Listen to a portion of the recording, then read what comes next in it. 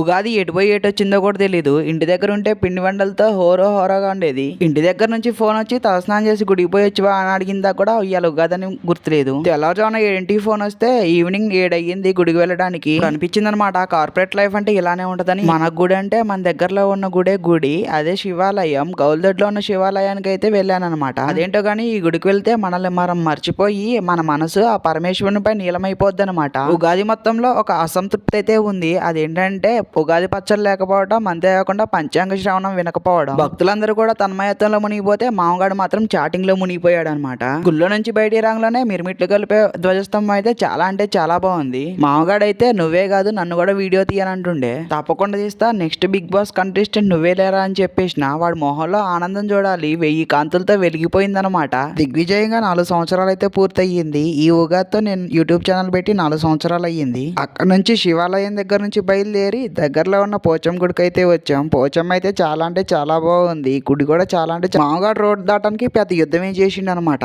గుళ్ళో నుంచి రాంగలోనే చాలా అంటే చాలా ఆగలేసింది. కానీ బండి మీద ఎగ్ బజ్జీ అమ్ముతుంటే చెరొక ఎగ్ బజ్జీ తీసుకొని తిన్నాం అనమాట. చాలా అంటే చాలా బాగుంది. అదేంటో కానీ మంత్ ఆఫ్ కి వచ్చినా కూడా మంత్ ఎండ్కి వచ్చినంత ఫీలింగ్ వచ్చేస్తుంది. హైదరాబాద్ లో గ్యాస్ కరువు ఏం వచ్చిందో కానీ పీజీలో మాత్రం ఫుడ్ కు మాత్రం చాలా అంటే చాలా కరువు వచ్చింది.